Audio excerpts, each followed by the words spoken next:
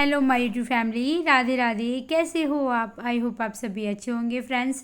और ये वीडियो है होली अष्टमी की और मैं बना रही हूँ बच्चों के लिए मैक्रोनी। दोनों बहन भाइयों को जुकाम बुखार खांसी बहुत तेज़ हो रहे थे और मौसम चेंज हो रहा है तो ये तो होने ही है। इन दिनों में ज़रूर जुकाम खांसी ज़रूर होते हैं, बुखार भी। और जुकाम बुखार में तो फ्रेंड्स कुछ भी अच्छा नहीं लगता है। और आज है होली अष्टमी तो मैं तैयार हो चुकी हूँ। बस बनाने के बाद फिर सबको मैं कहानी कथा सुनाने के लिए जाऊँगी होली अष्टमी की। और मैंने तड़का तैयार कर लिया है मैक्रोनी का, पत्ता गोभी और शिमला मिर्च टमाटर हरी मिर्च का तड़का लगाया है मैंने। और अब मैं आ चुकी हूँ कहानी सुनाने के लिए, जो जिनके घर पे हमने करवा चौथ की कहानी कही थी उन्हीं के ही घर पे मैंने होली अष्टमी की भी कथा करी। चलो तो फिर सुनते हैं कथा। लोई माता की जय। जय लोई माता, सबके बच्चों का कल्याण करना, सबके बच्चों को लायक बनाना। लोई माता की जय।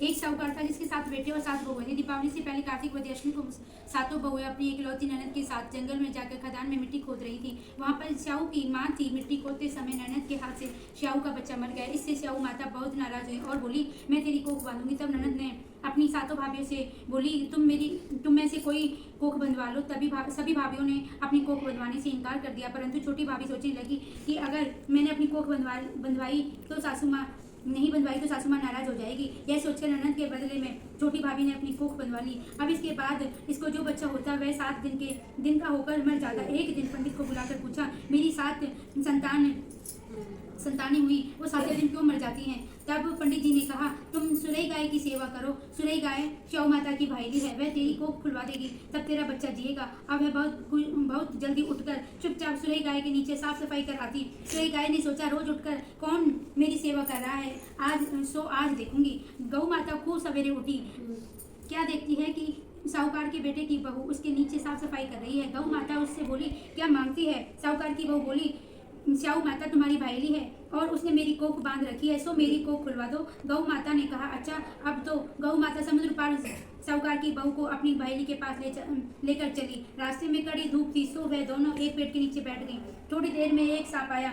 उसी पेड़ पर गरुड़ पंखनी का एक बच्चा था। सांप उसको डसने लगा। तब साहूकार की बहू ने सांप मारकर डाल के नीचे दबा दिया और बच्चे को बचा लिया। थोड़ी देर में गरुड़ पंखनी आई तो वहां खून देखकर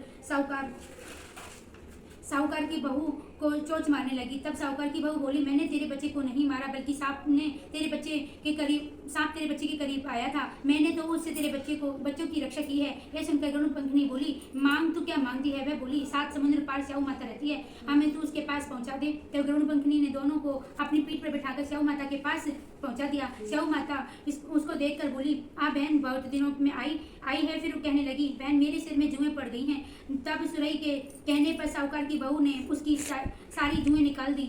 इस पर श्याऊ माता प्रसन्न होकर बोली, तूने मेरे सिर में बहुत सिलाई गिरी है, इसलिए तेरे 7 बेटे और 7 बहुएं होंगी। वह बोली, मेरे तो एक भी बेटा नहीं, 7 बेटे कहाँ से होंगे? श्याऊ माता बोली, वचन दिया है, वचन से फिरूंगी तो धोबी की कुंड पर कंकड़ी होंगी। तब साहूकार की बहू बोली, मेरी कोख तो तुम्हारे पास बंद पड़ी है। यह सुन श्याऊ माता बोली, तूने मुझे ठग लिया। जा, तेरे घर पर तुझे 7 बहुएं मिलेंगी। तू जाकर उजमन करियो, 7 बोई बनाकर 7 कढ़ाई करियो। वह लौट कर घर आई तो वहां देखा कि 7 बेटे 7 बहुएं बैठे हैं। वह खुश हो गई। उसने 7 बोई बनाई, 7 उजमन किए और 7 कढ़ाई करी। शाम के समय जेठानियां आपस में कहने लगी कि जल्दी जल्दी धो को पूजा कर लो, कहीं छोटी बच्चों को याद करके रोने ना लग जाए। थोड़ी देर में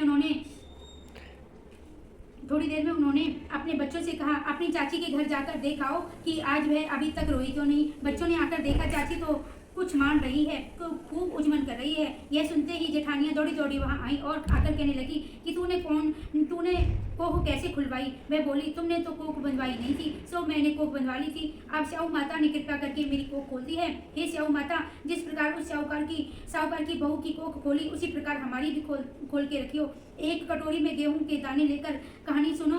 इस दिन मिट्टी में हाथ नहीं डालना चाहिए। बोल श्याऊ माता की जय। हुई माता की जय।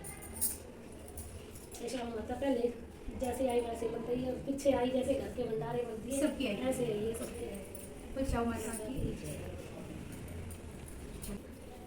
हमने तक उनकी तरह बांध का साड़ी देखा थे बगाए मारवाड़ियों की ये बंद आ कर नहीं राजस्थान में मानते हैं ऐसे। ये बंद है ना।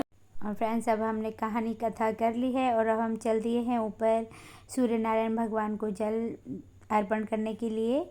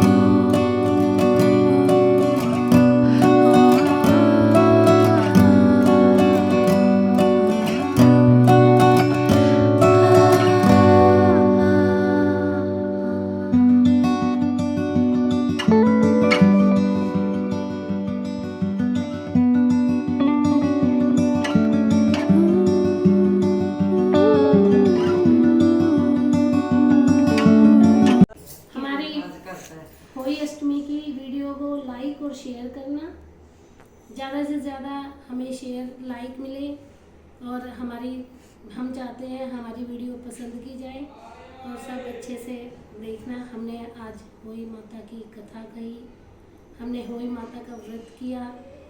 पंतानी जी हमारे कहानी सुनाती हैं, हमें इतना अच्छा लगता है। और मैं तो आपसे सबसे ही विनती कर रही हूँ कि हमारी वीडियो को ज़्यादा से ज़्यादा लाइक एंड शेयर करें। थैंक यू भाभी। और ना अब की बार होली पे आई हूँ, हर बार तो करवा चौथ पे आती हूँ मैं भाभी के पास, और अब की बार हमने प्रोग्राम बनाया कि होली पे भी आएंगे। मिलेंगे तो सारी। कितना अच्छा लगता है जब पंतानी जी से हम कथा सुनते हैं, बहुत अच्छा लगता है। और भाभीयों के ना नेचर बहुत अच्छा है। मेरा भी ना व्रत में कहीं आने जाने का मन नहीं होता है, आने जाने का मन नहीं होता, पर भाभी के लिए कभी मना नहीं होती। होली अष्टमी की कहानी करने के बाद अब मैं आ गई हूँ कीर्तन में। इन्होंने अपना नया घर बनवाया है और आज इनका कीर्तन और हवन था और पार्टी भी थी इनके घर पर।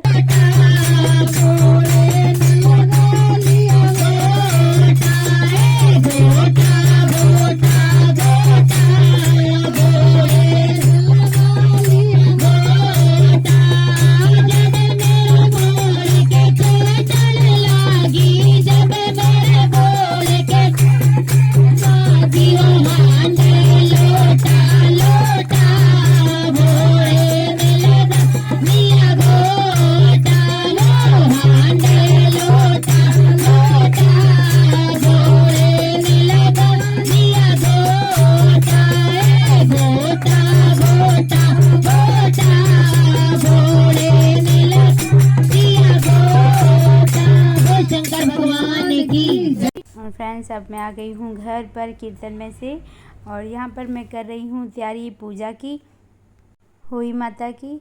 और मैंने कैलेंडर और कमोई को मैं सुबह ही भर के गई थी, और अब आने के बाद मैं जोत बत्ती पूजा और जो सासू माँ का रखते हैं बाया ना, वो भी रख दिया है। और सारी तैयारी करने के बाद अब मैं आ गई हूँ फिर से रसोई में, और मैं बना रही हूँ हलवा सूजी का। और पार्टी में थे, जहाँ कीर्तन में गए थे वहाँ पार्टी भी थी, उनकी खाना पीना सब था, और उन्होंने सबका खाना पैक कर दिया था, तो मैंने सिर्फ हलवा बनाया है। कहते हैं ना कढ़ाई ज़रूर चढ़ानी चाहिए। तो फ्रेंड्स मैं हलवा बना रही हूँ सूजी का।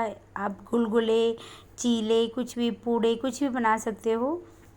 होली अष्टमी के व्रत में ना फ्रेंड्स खीर नहीं बनती है, खीर दूध की होती है, तो दूध को दूध पूत एक ही माना जाता है, तो उसे नहीं बनाते हैं, और दूध की खीर, दूध की चीज़ें नहीं बनाते हैं। तो मैंने हलवा बनाया है, और हलवा ही बनता है सभी के घर में, हलवा और गुलगुले, पूड़े और पुए, काफ़ी चीज़ें बनती हैं।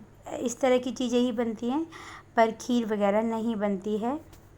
ये व्रत स्पेशल बच्चों के लिए किया जाता है, तो इसमें दूध की चीज़ें नहीं बनाई जाती हैं। और हलवा हो गया है तैयार बनके, और अब मैं आ गई हूँ मनसने के लिए। हलवा और जोत बत्ती करने के बाद यहाँ पे, और कमोई को लेके फिर मैं मंदिर पर जाऊँगी। माता और गोपाल जी सभी का भोग लगा दिया है, और अब मैं जाऊँगी मंदिर पर अर्घ देने तारों को। होली अष्टमी का व्रत वाले दिन ना बच्चे बहुत ज़्यादा खुश थे कि मम्मी ने हमारे लिए व्रत रखा है, और मैं कुछ भी काम करूं पर ही पहले से पहले करें। मम्मी आप मत करो कुछ भी, हम करेंगे आपके लिए काम, और आप जो कहोगे हम दोनों बहन भाई वही करेंगे। बच्चे बड़े खुश, दोनों को देख के बड़ी खुशी हो रही थी। और फ्रेंड्स अब चलते हैं तारों को अर्घ देने के लिए, और बच्चों के लिए एक लाइक ज़रूर कर देना।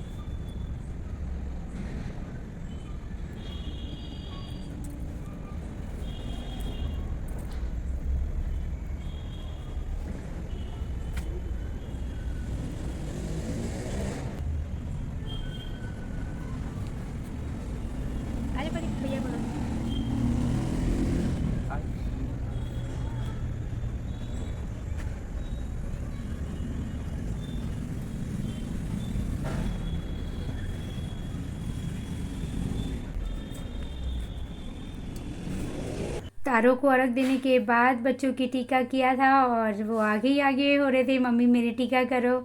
चैतन्य ने पैर छुए, और दोनों बहन भाई ना बड़े प्राउड फील कर रहे थे अपने आप में कि मम्मी ने हमारे लिए व्रत रखा है, और आशीर्वाद भी लिया।